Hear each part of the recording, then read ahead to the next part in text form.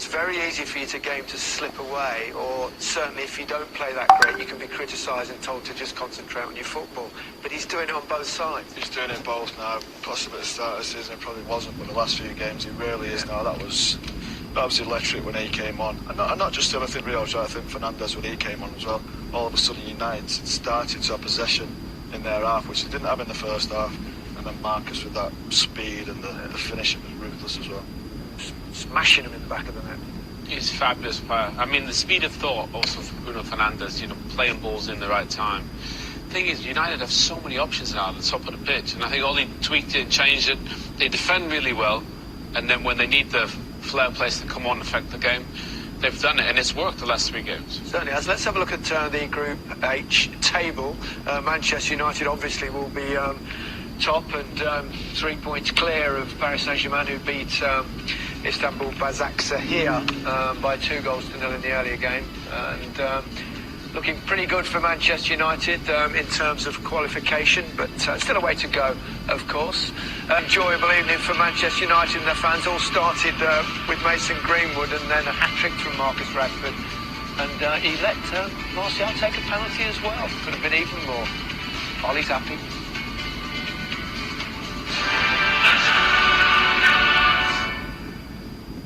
Marcus, we can see what happens when you have a rest. That was an explosive introduction to the game. Yeah, I think the manager just told us when we come on, try and up the tempo. And of course, for us, it means going forward. And there was definitely spaces there. And today we managed to find the passes. We got Bruno on the ball, Paul on the ball, Anto running forward. And we look dangerous. We could score every time we go forward. And when there's 5 changes, I mean, I know quality players are coming in, but you're never quite sure if it's going to gel. But it was completely emphatic by the end.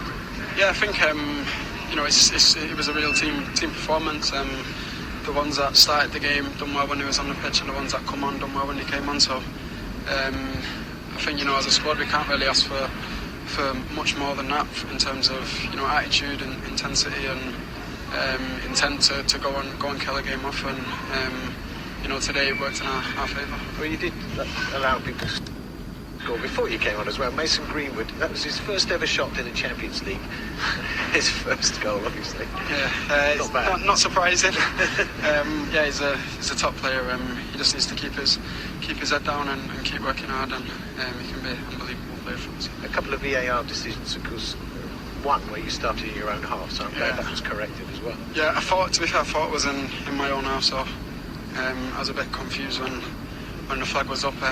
But yeah, all we can do is wait and see. After the ball's in the net, and that's it. We have to work with VAR. It's part of the game now, and the quicker we get used to it, the better. Was there any discussion about you taking the penalty there? Were you a little bit.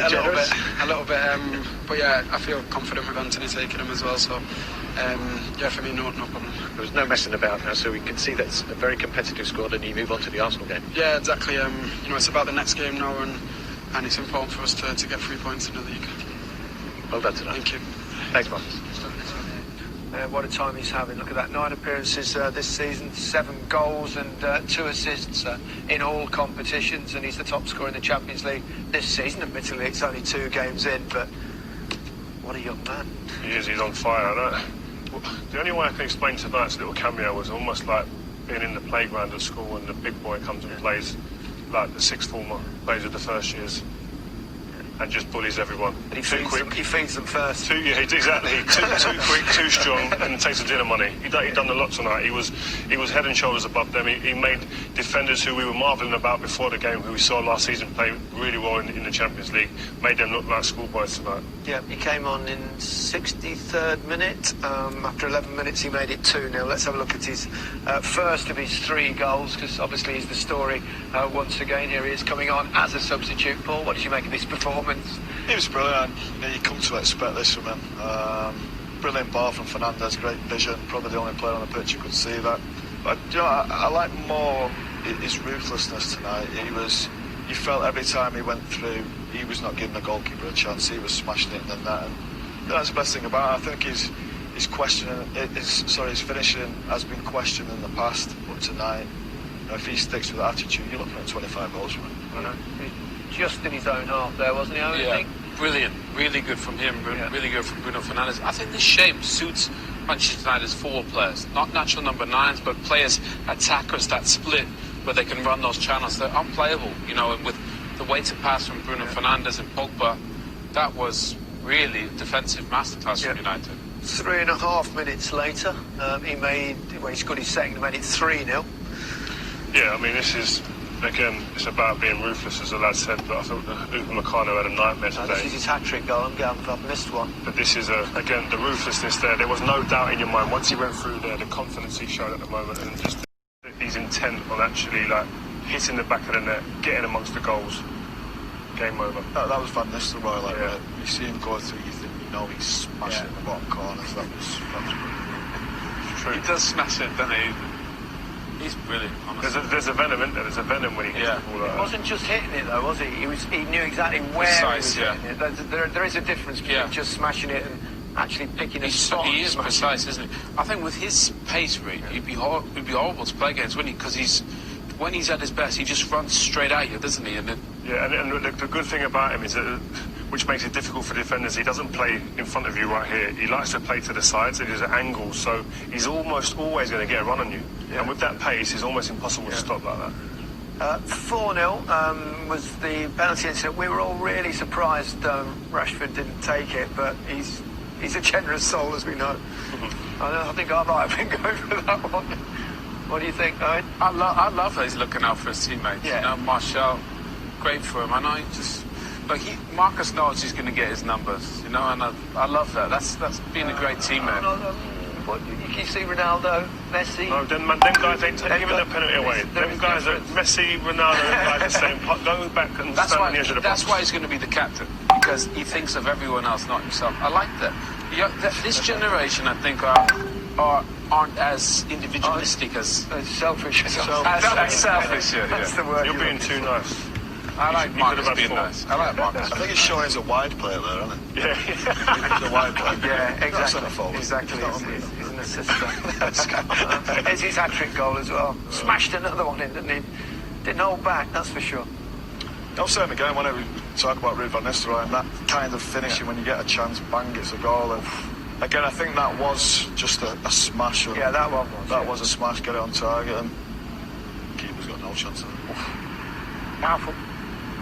Yeah, and I like where he is as well, in the middle of goal. Like, he just isn't sticking wide, and I think he's going to get more goals in and around that area when he gets himself between the sticks. And I just think he's got so much potential. There's still so much growth in his game. There's areas he can still improve on, and I think he's very aware of that. And I think he's somebody who's intent on learning and improving himself and becoming a better player. He's a very impressive young man, as is Greenwood, who got the first goal in that game. And Pogba found a Freemason. I'm not sure Mason Greenwood put a foot wrong in the whole game. He's amazing. He's so good. Yeah, that's not easy. He makes it look easy, and that's the key, isn't it? Yeah, well, as we said before, again, you normally see forwards smash it to the far post there, don't you? But again, he's just so cool and relaxing from the goal. It's just a nice little side foot stroke into the bottom corner. It's brilliant. We were fortunate enough to have the other game, the Barcelona game, on in the other screen in the studio here, and Griezmann had a chart very, very similar, fluffed it past the post, wide. I mean, this kid's cool as you like. Yeah, cool as you like. Here's a stat for you. Marcus Rashford was the second player ever for Manchester United to score a hat-trick coming on as a substitute. The other one? Van Persie. Ole Gunnar Solskjaer. 1999, Nottingham Forest 8-1. So there you go, and we'll hopefully hear from Ole Gunnar Solskjaer after this break. And there he is. I'm sure he enjoyed a bit of frustration early on, but in the end, a very comfortable victory, and lots to applaud and lots to enjoy. Finisher, and very pleased with his timing of his run. Good pass by Paul. I wasn't sure if it was on or off. It was on tight calls by the referee, and we were on the lucky side today. That's right, you got that VAR decision. The second VAR decision was correct because Marcus was in his own half. But Greenwood and Rashford both showing a ruthless streak tonight. Yeah, we have to be in games like this. You know, you play against a semi-finalist last season in the Champions League just a couple of months ago, and you're not going to get too many chances. And if you get one or two, of course, they open up and the spaces appear for us. And we had done the hard work by then. You've got players like Paul Pogba and Donny van de Beek itching to start. They take their chances tonight, particularly Donny. Yeah, you tell me. Donny is a fantastic player and a fantastic boy, and you see the work he puts down, both on and off the ball. You see the defensive shape with him. He covers the ground. He's so clever with his movement. So very pleased with both of them. Got a good grip on the group now, and you can look ahead to the weekend. Oh yeah, we made some changes today because of Sunday, because you've got to be ready for that. Because in the league we have a game less than other teams as well, so we need to pick up points. Well done, Ollie. Thank you. Cheers. Thanks. 3.5 weeks since they lost 6-1 at home to Tottenham. A bit of a contrast now. Mood's a lot better. Crisis over. That's football. It can change It is at very clubs quickly. like Manchester United. It changes very quickly. The highs are very, very high, the lows are deeper than you can imagine. But I think they've regrouped very well. I think fitness has been a key. You mentioned that straight away after the Spurs game and the Palace games. But what I'm liking, what I'm seeing now is the depth. Is players coming in and there's not being much of a change in terms of the way the team's playing, and they're getting the results. And the impact of the players that have been coming on. Pogba came on in games gone by, impacted the game. Today, Rashford comes on, Fernandez comes on, they impact the game. So it's good to see, and long may it continue. Are they heading in the right direction? Yeah, I think so. I think that Tottenham game would have scared Ole to death, really. I'm sure. It will have done, there's no doubt about that. So he had to try and, I think, make the team more solid, and playing the two in front of the two centre halves has definitely done that. Now you look ahead of that, and the array of talent they've got, the quality, the speed. You think about Fernandez's passing quality, you've got Rashford, Martial, you've got Greenwood, you've got so many brilliant attacking players who are capable of scoring goals, and I think he's found a way of playing which suits the squad he's got. Yeah, I agree with Scholes. I just think Palace was, the way they played against Brighton was a poor performance defensively as well. So he's been forced into this defensively to try and sort that out, because he knows at the top of the pitch there's not that many issues. And with Scholes, those attacking players in the quality, and he deserves praise for actually making the changes and affecting the game, bringing those players on when they're needed. Is the next step, though, for Manchester United knowledge to find a way of wearing down teams that sit? They're all very well, aren't they, when they get a bit of space and they can counter-attack. That's the next step, isn't it? When teams are sitting with two banks of 4 or 5 and a 4, and all of a sudden you've got to find clever ways. But they've got the players to do that. I think they've been okay to do that, I think, last season. But the problem for me has been in them situations is the teams that have been penned back who they're expected to. Now that's where McTominay and Fred especially, I think, come into this, and I think he can afford to play them now with that array of talent in front. Hold, and then he lets the other front four with the talent do their stuff. Yeah, possibly is, but I think Ole's got better players than Mourinho had to do that. No, I'm just talking about a general style of the play. Well, yeah, possibly, yeah. But I think what Ole's got in front of that, in front of them too, it might take a little bit away from the attacking side, but I still think they've got enough they can afford to do that. And with them teams that sit back, United have had that for 20 years. You've got to have that bit of quality, and you've got that with Fernandez. You've got it. If Fernandez isn't fit, then maybe Van de Beek or Pogba can do that.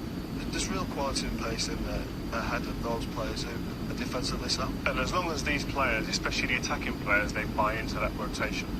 They buy into the idea that you're not going to play all the games. Like a Pogba, for instance, a Fernandez, their guys have probably all their career will definitely have played and started. He might be saying to them, no, you're going to have to be open to be on the rotation and play some games, sit out the others, and deal with it. And that's the job of a manager in the top games today. He wasn't everyone's favourite when he first came in his first season, Fred, but he's gradually become an integral part of Ole's team, hasn't he? And once again tonight, he's got that, he's everywhere, isn't he? He's one of those. Yeah, I mean, look, it's hard to say he wasn't one of the best players on the pitch, because he was. And Mark's going to steal the headlines, but Fred, he's just good in there. He does his job. He does it to a T. He didn't do any of those long-range shots, which was good. And I thought he just did his job well. Allowed the boys to score the goals and create. And as Scholes said, there's so many attacking plays, and he doesn't need to hit any flair ones. Get it to Pogba, let him do his stuff. Get it to Bruno Fernandes, let him do his thing. And I think hopefully they can get to a phase where they can just play one in there, with Pogba, with Fernandes, with the front two. And then I think you'll have players who can break teams down when they sit in deep. So maybe that's the next phase, but I thought Fred was great. Okay, it wasn't RB Leipzig's best evening. Probably the thing that shone the most was the manager's jacket. Here he is, Julian Nagelsmann. He's the best. Julian, your first trip to Old Trafford, not a happy one. What did you make of the night? Bad result for us. It's a bit crazy because after we conceded the first goal, I think we did well. We didn't concede second or third chance in the first half. We had a lot of ball-winning moments, but our ball possession and especially to create chances in the final third was not good today. We lose too many balls and then we received counter-attacks, but in the first half we did good. I think there was only one chance for Man U and they scored with the first chance and with the first shot in our goal, and in the second half we started as well. We did well. Then we conceded the second one, and then it gets kind of crazy if we did not defend anymore. We were not happy with the result because the feeling was not that bad, but we conceded 2 goals, and then after that it gets complicated. We get goals after goals. I don't know, 4 goals in almost 15 minutes. The final 20 minutes were very bad. But that first goal was crucial. What did you make of the VAR decision? Because it wasn't as sharp as the lines on your jacket. It was a little bit unclear. I did not see it until now, but we can defend it better. That's the more important topic for me as a manager. The decision of the VAR is not my problem now. We conceded the goal, but we have to defend it a bit better. We can follow the deep run, and then it's normally no problem because we would face to the corner, not to our goal, and normally you cannot concede a goal in this situation. Bad day at the table, sorry, bad day at the office. Must have been really good. Yeah, these days happen. It's the biggest ever defeat in Europe. I know they've only been in Europe for 4 years, but I don't know if it will phase him much. I think he seems very confident. He wasn't there, etc. But the way they defended, especially the later goals, was very, very poor. Yeah, we expected a bit more from them, didn't we? Really? Yeah, we did, but you've got to give all the credit as well for tactics. Yeah. I think it might have been easy for him if there was a crowd there tonight. If United had to come out and play, it would have opened the spaces up for him a little bit more, which they would have probably expected when United defended. In the first half, really hard, they got out of the half and did it really well, and then the subs came on and really put the game to bed. Yeah. I asked you, not you, Paul, because you weren't here, but last week I think both of you how far you thought Manchester United would go in this competition. You both said if they go out of the group stage, that would be good. It's better than that, Conor. Have you changed your expectations a little bit? I think I'd be happy if they get out of the group. I think Ollie would be as well. I think before a ball was kicked and saw that group, you'd have said getting through would have been great, then we go from there. And I think that'll be the same now. Yeah. Get through and then we reevaluate and we go from where we are now. Owen? Yeah, I think they can do it. I think they can. If Lyon and Leipzig get to semi-final, why can't United? They get it right on the day. It's the top teams this works. And they'll be great on the counter. Can they win it? I will always say yes, of course. Look, I don't think there's that many special teams across Europe now. I think you'll get by it. Yeah. And the rest of it is much so okay. I don't see why not. Okay, thank you very much, Paul. Good to see you. Owen, Rio, as ever. That's it. So from us.